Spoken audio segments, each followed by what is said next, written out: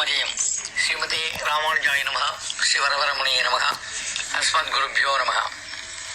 எல்லோருக்கும் நமஸ்காரத்துடன் ஆரம்பிப்பது சுந்தரராஜன். ஹரே ராம ராம ராம ஹரே ஹரே, ஹரே கிருஷ்ண கிருஷ்ண கிருஷ்ண ஹரே ஹரே, ஹரே ராம ராம ராம ஹரே ஹரே, ஹரே கிருஷ்ண கிருஷ்ண கிருஷ்ண ஹரே ஹரே, ஹரே ராம சீதா ராம ஹரே ஹரே, ஹரே ராம சீதா ராம ஹரே ஹரே, ஹரே கிருஷ்ண ராதே கிருஷ்ண ஹரே ஹரே, ஹரே கிருஷ்ண ராதே கிருஷ்ண ஹரே ஹரே, ஹரே ராம ராம ராம ஹரே ஹரே, ஹரே கிருஷ்ண கிருஷ்ண கிருஷ்ண ஹரே ஹரே.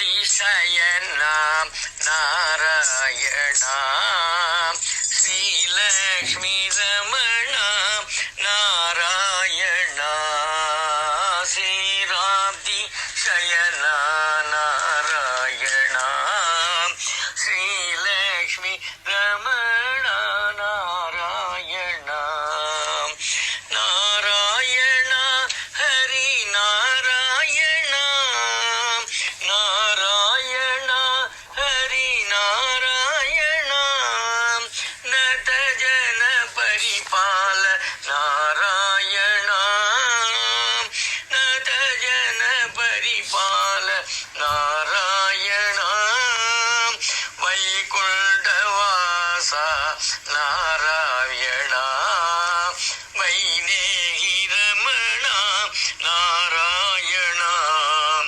நாராயணா ஹரி நாராயணா, நாராயணா ஹரி நாராயணா, நத ஜன பரிபால நாராயணா, வைகுண்டவாசா நாராயணா, வைதேகி ரமணா நாராயணா, நாராயணா ஹரி நாராயணா, நரஹரி ரூபா நாராயணா, நாராயணா ஹரி நாராயணா, நரஹரி ரூபா நாராயணா, க்ஷீராப்தி சயனா நாராயணா, ஸ்ரீலக்ஷ்மி ரமணா நாராயணா. இந்த கலியுகத்திலே நாம சங்கீர்த்தனம் தான் மிகவும் மேன்மை வாழ்ந்தது. ஹரே நாமைவ நாமைவ நாமைவ மம ஜீவனம், கலோ நாஸ்தியேவ கதிரன்யதா என்று பெரியோர்கள் கூறுகிறார்கள். நாரதர் நாராயணனை பார்த்து, நீ எங்கே இருக்கிறாய், எல்லா இடத்திலும் அமைத்திருக்கிறாய் என்று சொல்கிறாயே, எங்கே இருக்கிறாய் என்று நாராயணனை பார்த்து கேட்கிறாராம்.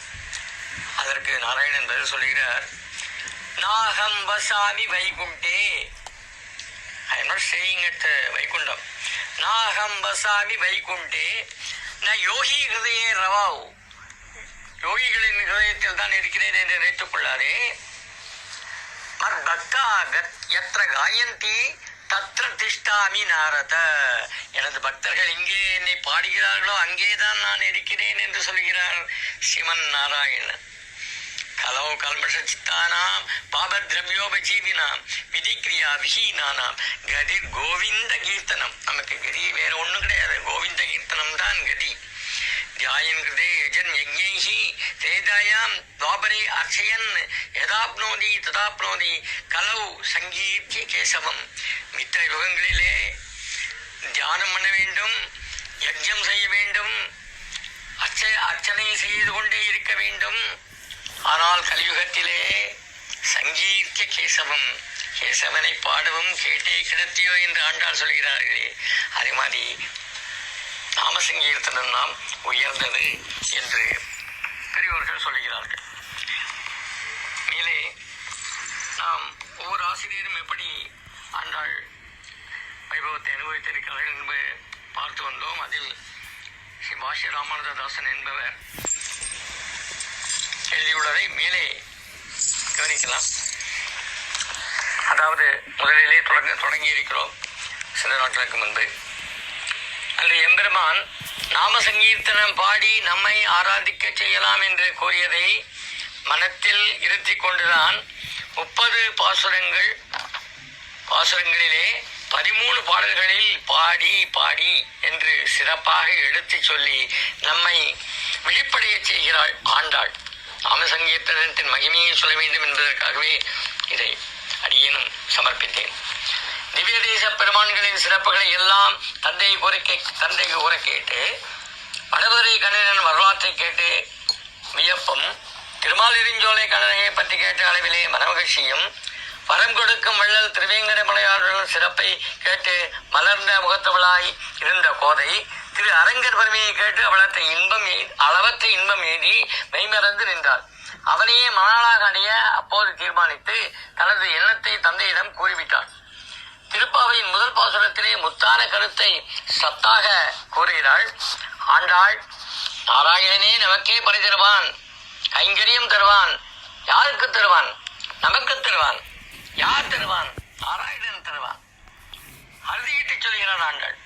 வாழாட்பட்டினில் இருந்த தன் தந்தை அடியுற்றி மையத்து வாழ்வீர்கள் என்று உலகத்தவரை கூவி அழைக்கிறாள் கோவிந்தா என்று.